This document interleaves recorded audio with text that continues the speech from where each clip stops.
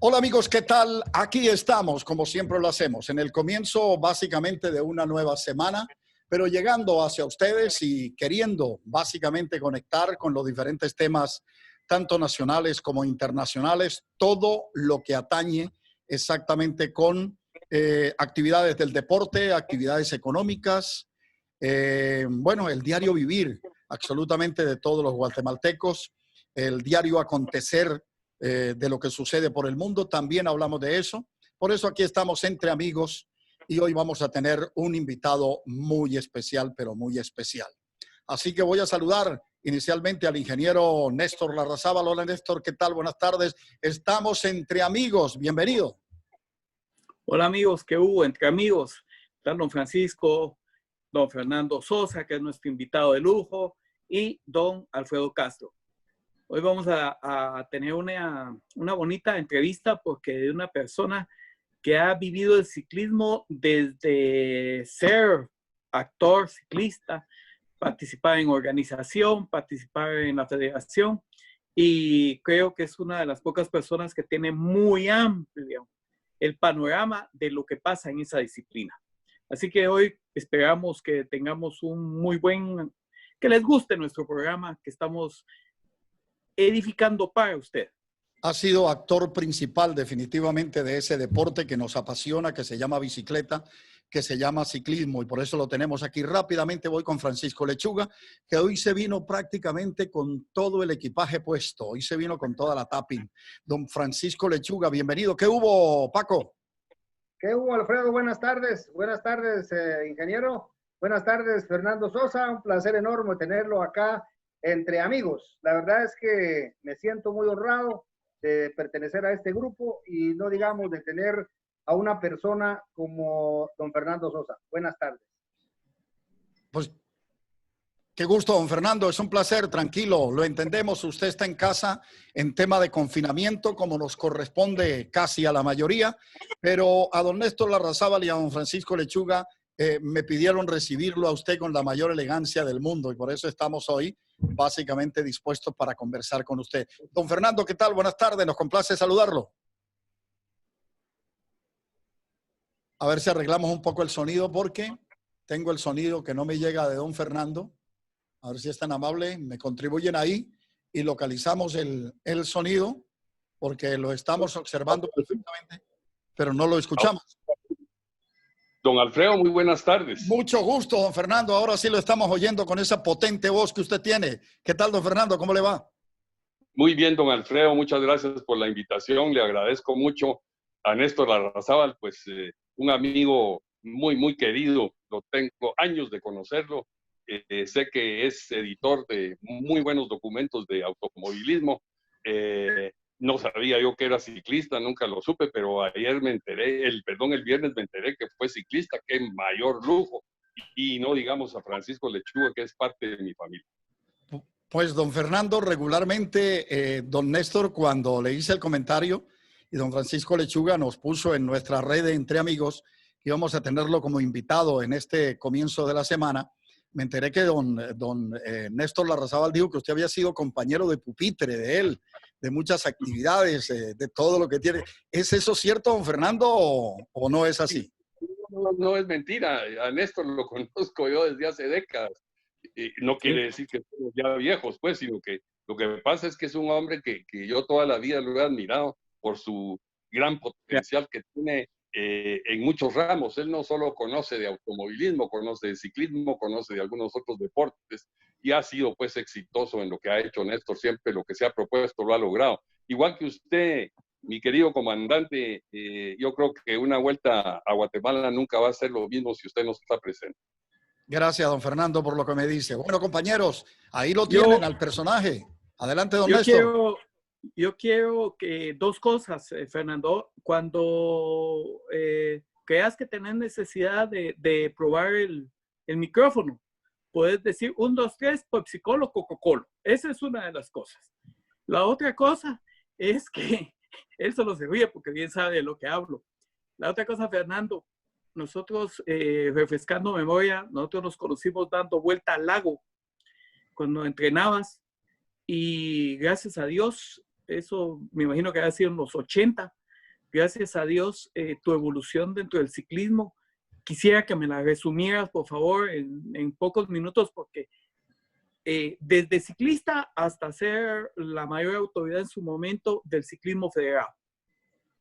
Bueno, contestando tu pregunta, Néstor, el ciclismo en mí nació gracias al esposo de mi hermana, María Mercedes de Rossi, un italiano nacido en Forti di Marmi, en Italia, y él le fascinaba el ciclismo.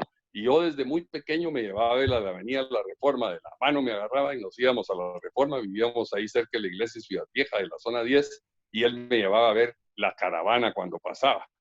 Y yo me quedaba con la boca abierta de ver a los ciclistas, de ver las unidades Gallo, de ver a la policía, de ver la motorizada. Y yo adentro de mí decía, algún día voy a pasar yo también dentro de esa caravana, yo en mi juventud.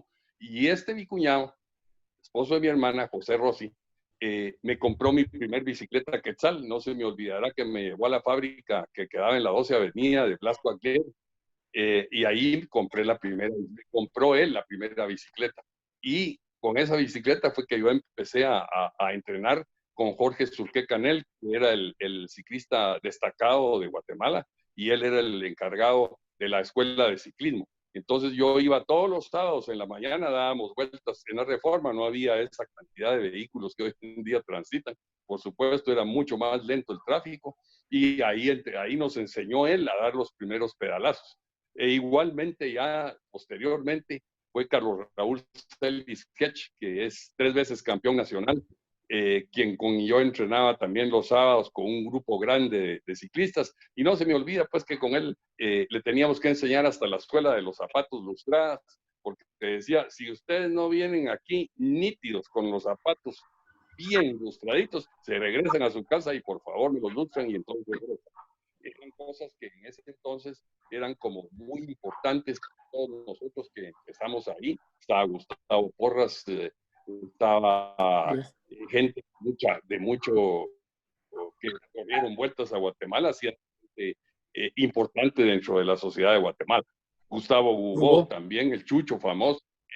Bueno, en fin, el tema es que a mí me empezó a gustar eso de era niño, y estoy seguro de que lo más importante en mi vida fue el hecho de que me hice muy amigo Juan José Pontaza, cuando yo pagaba lo que fuera, porque un señor que me llevaba el Imparcial a la casa, me decía, mire, aquí le traje todos los recortes de Juan José Ponzapo, decía él, no era Pontaza, no podía decir Pontaza, sino que Ponzapo. Y entonces yo recortaba todo y tenía un álbum lleno de los recortes de Juan José Pontaza. Nunca se me va a olvidar que ahí fue creciendo en mí el ciclismo.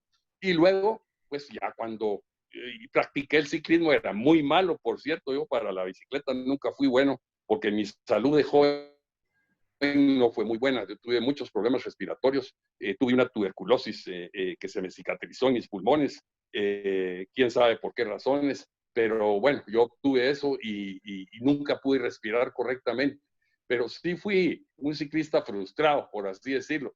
Yo entrenaba con Carlos H. López, con Carlos Raúl Celis, con Carles H. López, con una serie de los ciclistas bien importantes en Guatemala, pero yo siempre llegaba último. El tema es que corrí con el equipo Celis Hedge, que Carlos Raúl lo armó, y yo corrí criteriums que se corrían en la noche en la Reforma, corrí algunas carreras que se hacían durante el día, solo de un día, y me costaba mucho poder llegar dentro del grupo, pero fue naciendo en mí el espíritu de que el ciclismo era un deporte completo, era un deporte para gente que realmente sabe sufrir, porque eso es lo que uno aprende en el ciclismo, es que es un deporte bien rudo, fuerte, y tiene que estar uno bien preparado para poderlo practicar. Luego, llegar a la dirigencia fue en la época en que estaba el licenciado Cruz Lorenzana, Emilio Cruz Lorenzana, que uno de los presidentes de la federación había sacado a todos los dirigentes y se quedó él solo al frente de la federación, y entonces lo intervinieron por haber causado pues un cisma dentro del ciclismo. Y así fue como yo empecé. Jorge Calderón se llamaba el señor que era el encargado del ciclismo en ese momento, y a él lo sustituimos nosotros digamos, con una intervención del deporte del ciclismo. Así fue como yo llegué ahí. Posteriormente, regresó de un viaje que se había de especializar Jafet Cabrera, que había sido presidente, dicen, antes de todo esto. Yo no me recuerdo exactamente en qué época, pero así dicen que él había sido presidente, y Blasco Aglieri, que en paz descanse, me dijo que él era una pieza muy importante para tenerlo dentro de este comité disciplinario que estaba haciéndole frente al ciclismo, y así fue como empezó mi vida como en la dirigencia deportiva. Cuando hicimos un buen trabajo, que se limpió todo, no había mucho que hacer porque no había faltantes, no era de cosa de robos o de faltantes de económicos, ni mucho menos, sino que era simplemente el desorden de que un solo dirigente no puede tomar todas las decisiones y hacer del ciclismo o de cualquier deporte una cosa seria. Entonces, fue mucho más fácil porque no hubo que acusar a nadie ni hacer nada, todo se hizo ordenadamente y afortunadamente todo salió perfectamente bien. Hicimos tan buen trabajo que posteriormente, cuando se entregó ya a Confederación Deportiva todo debidamente ordenado, se convocó a elecciones y los dirigentes de esa época nos eligieron a nosotros como comité ejecutivo electo. Eso es el principio de Fernando Sosa en el deporte. Paco. Sí, gracias Alfredo. No, hombre, don Fernando, hablar de ciclismo no nos alcanza media hora, una hora, un día, una noche entera, tomando cafecito, en fin. Pero bueno, me da mucho gusto saber que Fernando Sosa pues trae eso desde muy chico, y la verdad es que muchas gracias, Fernando, porque todavía lo admiro mucho con Carlos y Cabiza los domingos. Ahora no se ha podido por esto que estamos viviendo, pero me da mucho verlo ahí montado en la bicicleta. A mí me motivan mucho porque los jóvenes ahora no les gusta sufrir. Ya lo dijo Fernando en un principio. Al que le gusta el ciclismo debe aprender a sufrir. Fernando, así rapidito, ¿qué opinión le merece el ciclismo de esa época a lo que vivimos en el 2019? Hasta ahí terminó. Así rapidito, resumito. Bueno, miren, el ciclismo ha sufrido una metamorfosis bastante seria. En la época, digamos, de oro del ciclismo, que podría decir yo, las primeras vueltas de Guatemala con Jorge Surqué Canel, con Aureliano Cuque López, con Jorge Armas, con Carlos Raúl Celis Hedge, eran otras épocas donde realmente ni siquiera cobraban salarios los ciclistas. Ahí lo que hacía Cervecería Centroamericana, y yo me recuerdo perfectamente bien porque íbamos con Arturito Castillo, que era hijo de don Arturo, que le fascinaba el ciclismo. Él era realmente el director de la Cervecería Centroamericana durante esas épocas. Ellos trabajaban en las tardes en trabajos como de ver pasar las botellas de la cerveza o de las bebidas gaseosas, estar chequeando que estuvieran enteras o que no tuvieran basuras o algún animal o algo y su trabajo era retirar estas botellas de la línea de llenado. Era un deporte que realmente era muy fácil hacerlo y organizarlo, porque en esas épocas la presidencia de la República, cuando llegaban las vueltas a Guatemala, que es para lo que todos quieren ir, los ciclistas todos quieren ir a correr una vuelta a Guatemala, el tema es que el gobierno daba el aporte para que se pudieran hacer esas vueltas que empezaron.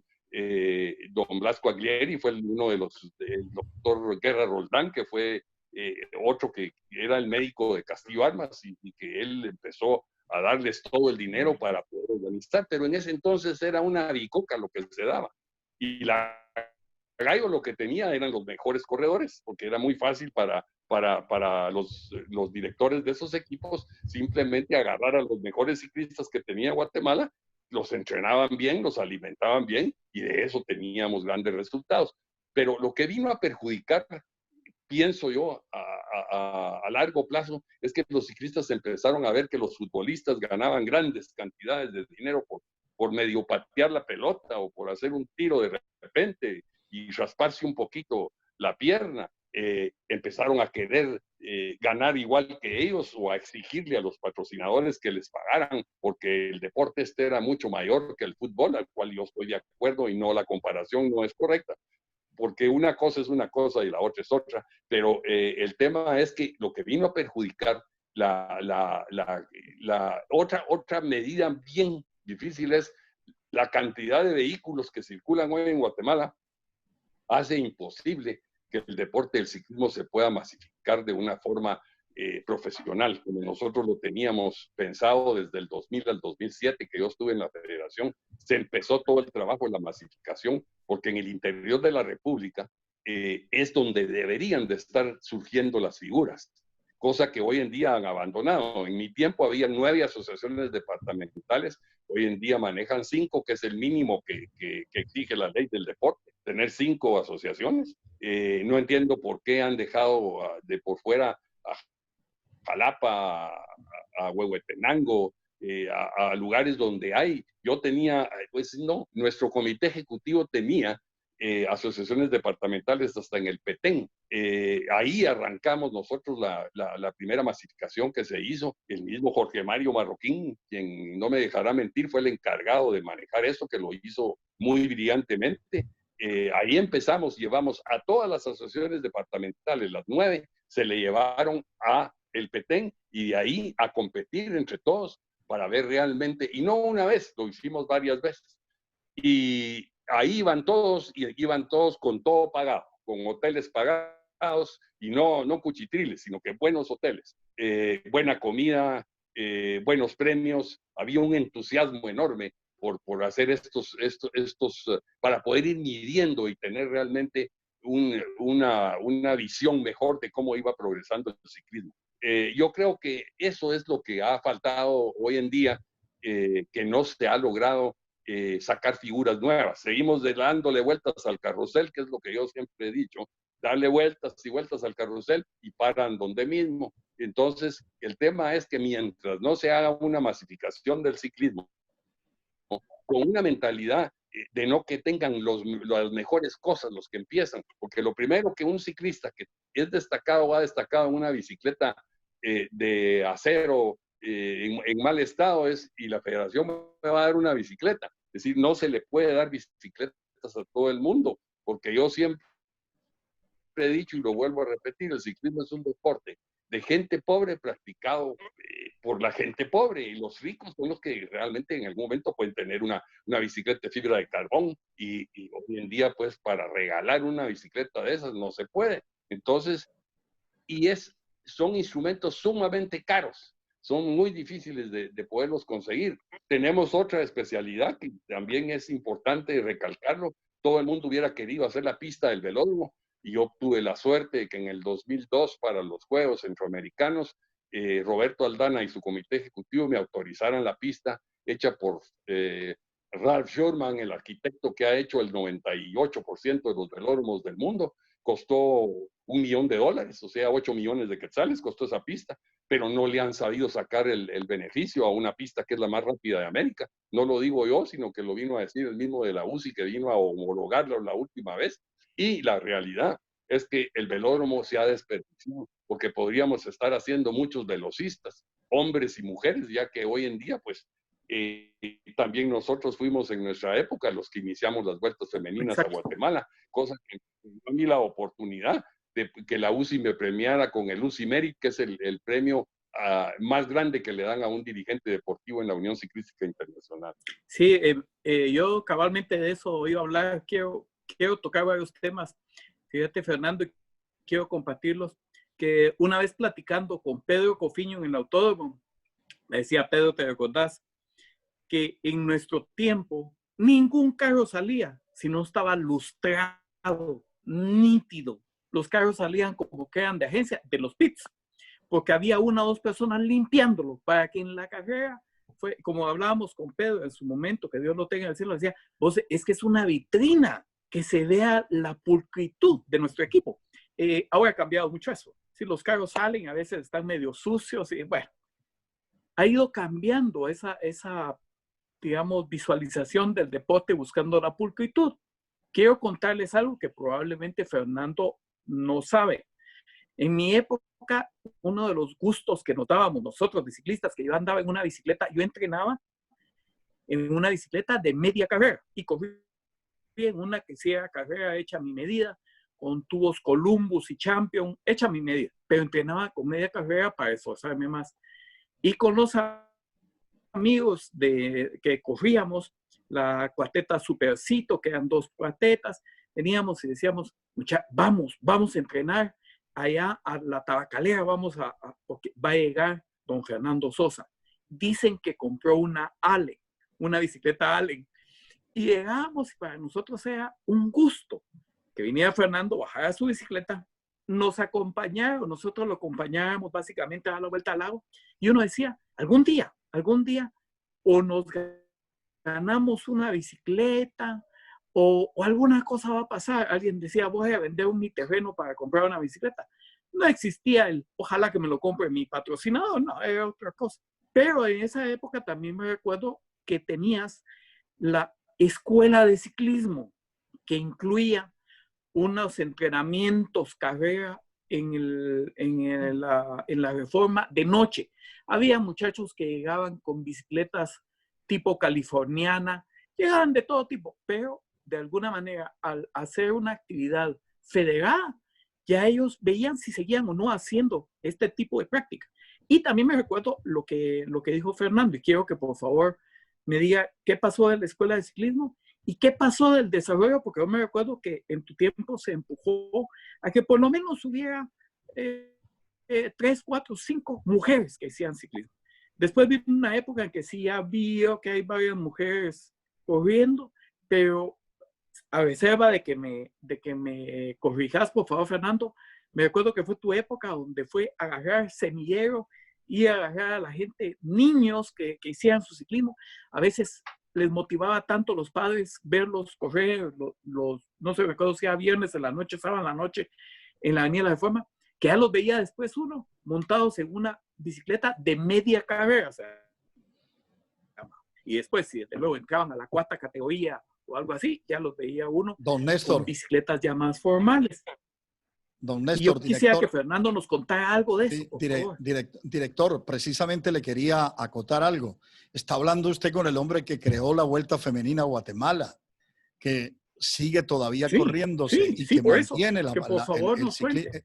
el ciclismo femenino. Pero ¿cuál era su pregunta que le quería hacer, Néstor, para ir después Mi de pregunta la es, respuesta de ¿cómo Fernando fue la evolución de la escuela de ciclismo y del ciclismo femenino?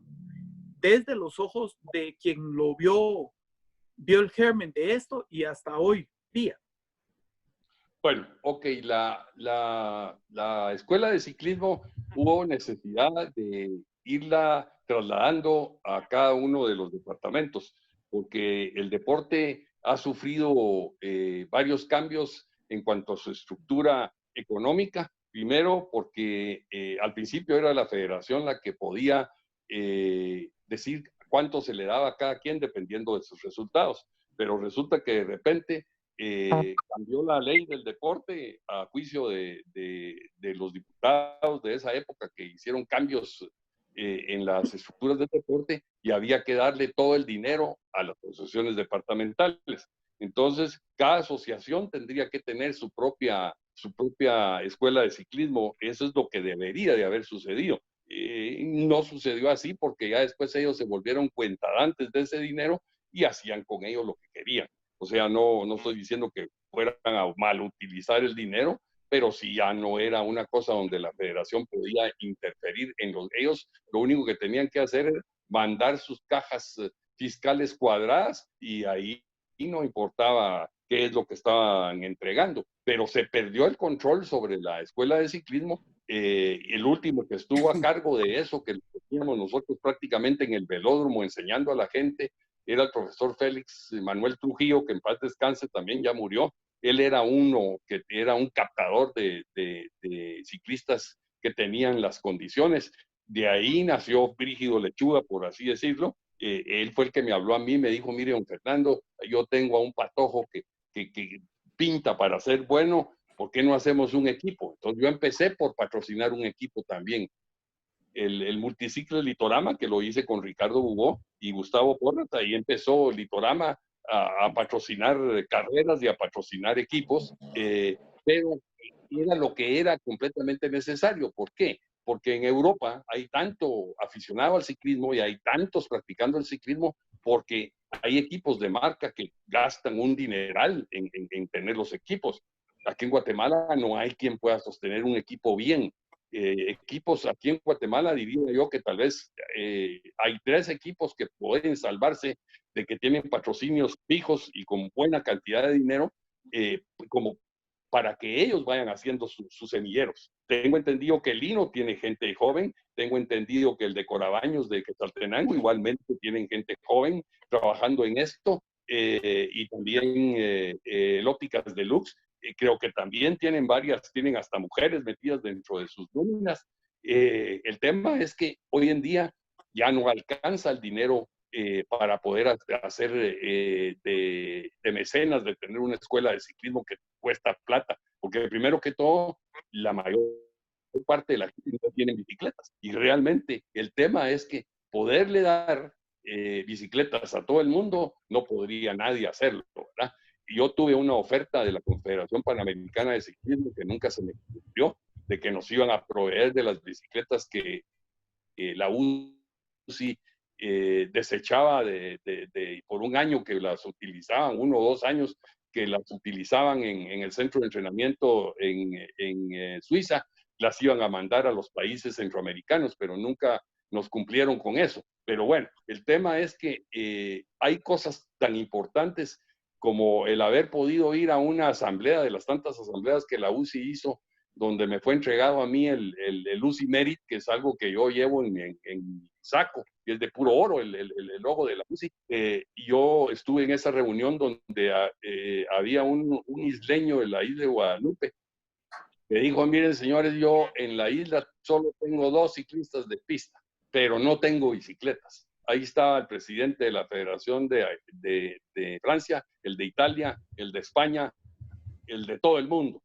Ahí estaban en ese congreso. ¿Y qué sucedió? Yo donde vi que nadie, todos se hacían los locos, me paré yo y les dije, señores, nosotros de un país pobre a otro país pobre, yo les ofrezco mandarles una bicicleta de pista, que yo se la voy a pedir a Bicimanía que me la regale. No la va a comprar la federación, lo aclaro. Yo no es que esté comprometiendo a la federación. Voy a irle a pedir a Rodolfo Carrillo de Bicimanía que me regale la bicicleta y yo se las voy a enviar. Porque encima de todo, necesito saber las medidas del cuadro, porque ahí los unitarios, los que eran ciclistas son de alto estatura. Y se les mandó la bicicleta y el señor ese quedó agradecidísimo con la Federación de Guatemala.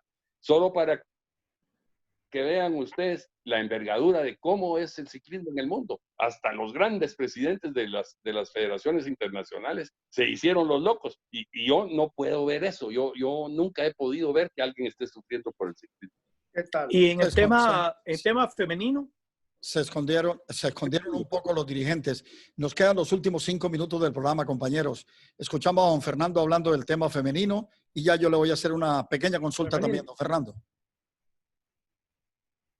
Y cómo no, yo me recuerdo perfectamente que el ciclismo femenino empezó en Guatemala a resurgir y a formarse cuando María Dolores Molina empezó a destacar en ese deporte.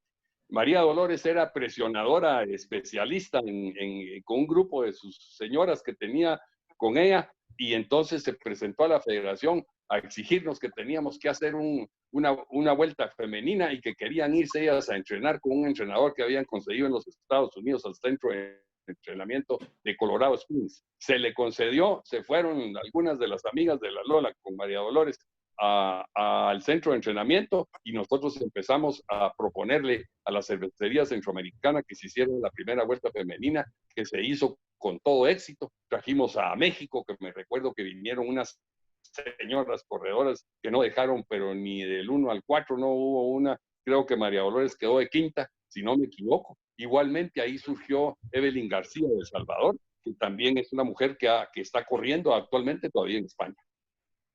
Muy bien, estupendo. Creo que voy a comprometer a don Fernando a ver si tiene tiempo el próximo lunes, porque se nos quedaron muchos interrogantes, se nos quedaron muchas preguntas, y que nos siga contando historias. Lo voy a comprometer a ver si el próximo lunes nos puede acompañar de nuevo otros 30 minutos para que hablemos, porque se me quedó mucho en la mente. Cuando habló de Forti di Marmi, automáticamente vino a mi mente que ahí ganó Martín Emilio Cochise Rodríguez la primera etapa de un Giro de Italia para Colombia, ahí en Forti di Marmi, y que pegadito ahí, que queda Pietrasanta, es donde están las grandes edificaciones, donde construye el escultor Fernando Botero, donde tiene todas sus esculturas Fernando Botero, ahí en Pietrasanta, que queda muy, muy cerca a Forti di Marmi. Se me quedó con don Fernando porque quiero hacer un reconocimiento realmente, porque él se lo merece, hacer público el hecho de que yo no había vivido una vuelta en América de tanta buena organización económica, manejo de los ciclistas, manejo de los equipos, en la época en que estuvo Fernando Sosa al frente de la federación. De eso quisiera hablar en el próximo programa y que nos diga cuál fue ese secreto para poder tener esa gran organización reconocida en toda Latinoamérica, pasando por encima de la Vuelta a Colombia, de la Vuelta al Táchira, de la Vuelta a Venezuela, de la Vuelta a Costa Rica, y ser una gran vuelta súper reconocidísima en América y el mundo, la Vuelta a Guatemala. Que nos cuente todos esos secretos. Yo lo voy a comprometer, don Fernando, a ver si usted la próxima semana nos acompaña otro ratito.